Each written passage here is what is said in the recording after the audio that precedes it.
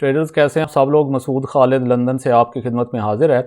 Traders मुझे बहुत सारे जो ट्रेडर्स हैं वो ये पूछते हैं कि उन्हें ये समझ नहीं लगती, हमेशा इस कन्फ्यूजन का शिकार रहते हैं, नए ट्रेडर्स भी और पुराने ट्रेडर्स भी, कि हमें लॉट साइज़ कितना लगाना चाहिए अपने अकाउंट के हिसाब से और कितने पैसे हमें रिस्क में डालने चाहिए।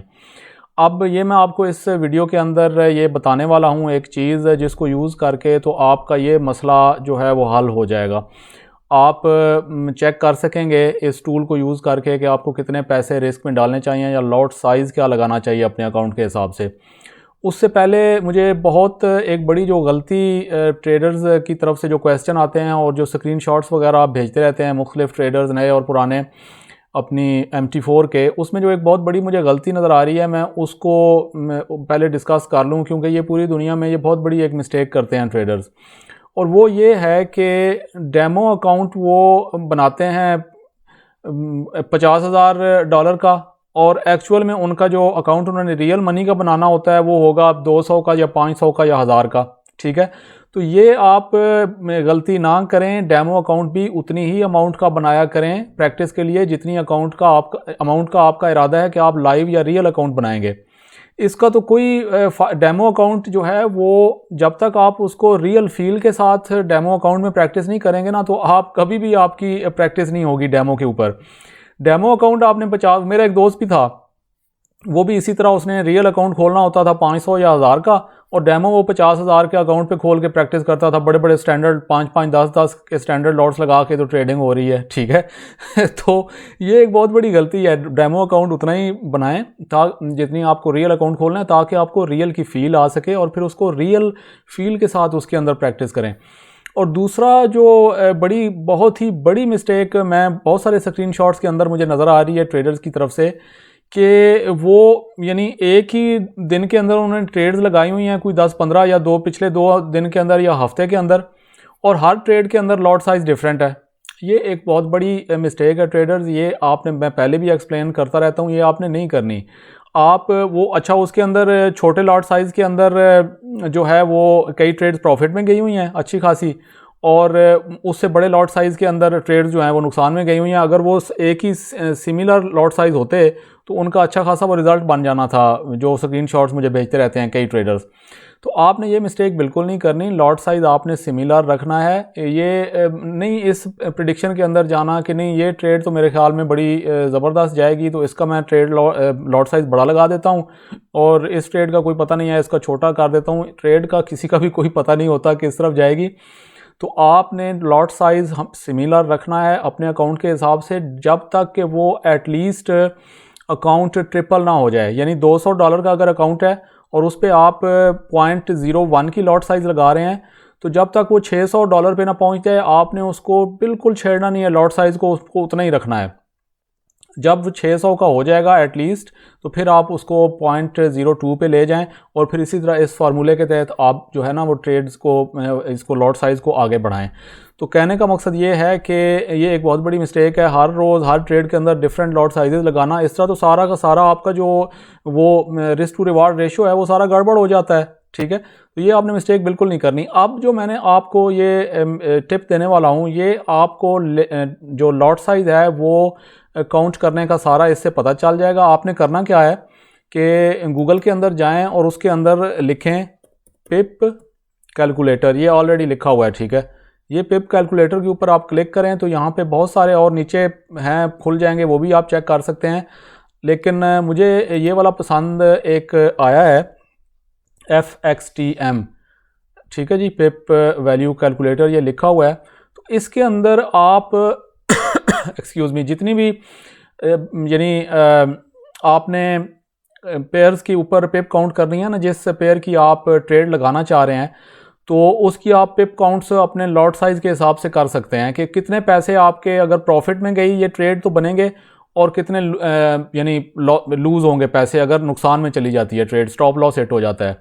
इसमें एक चीज़ जहन में रखिएगा, ये बहुत सारे ट्रेडर्स को, ख़ास तौर पे नए और कई पुराने ट्रेडर्स को भी इतना पता नहीं होता कि जो है ना पिप्स की वैल्यू पिप्स की वैल्यू गला कुछ ड्राई सा हो रहा है।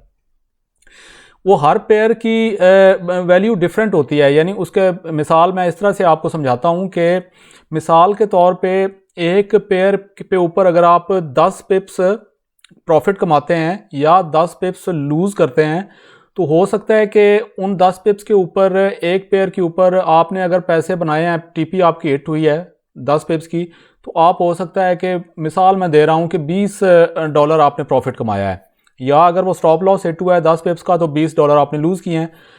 उसी 10 ही पिप्स जो है वो किसी और पेयर के ऊपर बिल्कुल डिफरेंट अमाउंट आपको देंगे। वो हो सकता है कि एक और पेयर के ऊपर 10 ही पिप्स का प्रॉफिट 20 की बजाय $15 हो, या $25 हो, या $30 हो, और इसी तरह नुकसान भी उस तरीके से होगा।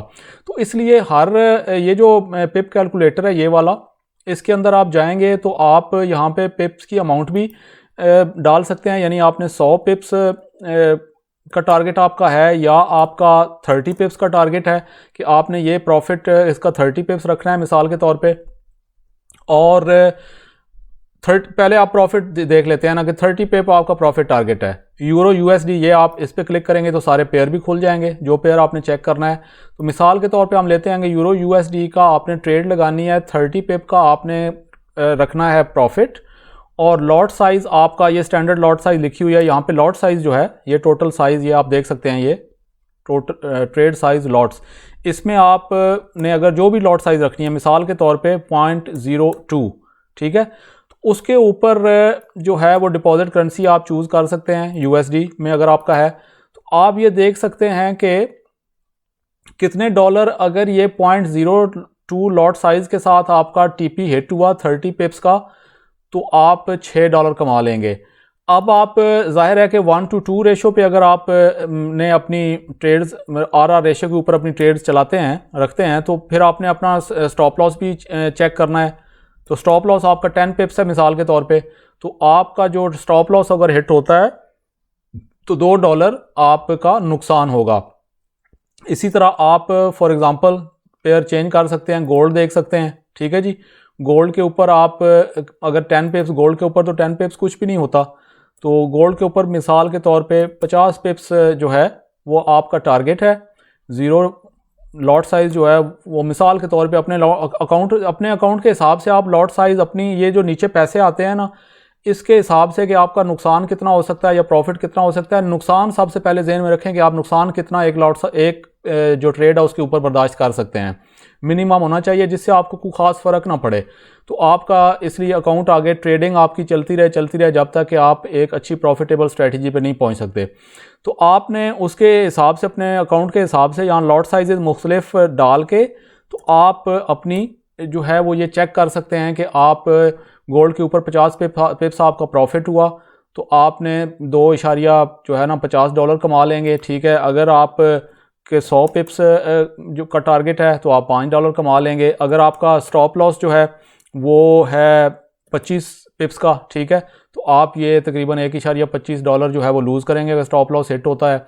इसी तरीके से आप कोई और यूएसडी कैड है, ठीक है जी, इसमें आपका मिसाल के तौर पे जो टारगेट है वो 50 पिप्स का है, और आपकी लॉट साइज़ अगर यहाँ पे लॉट साइज़ चेंज करके देख लें तो 50 पिप्स अगर आपका टारगेट हिट होता है यूएसडी मनी के अंदर, यूएसडी कैड जो पेयर है, और ये मनी तो खैर यूएसडी हमने चूज़ की हुई है, तो उसका $36 आप कमा लेंगे, ठीक है। इसका अगर आपका जो है 20 का स्टॉप लॉस है तो $14.5 आप जो है उसमें लूज़ कर देंगे।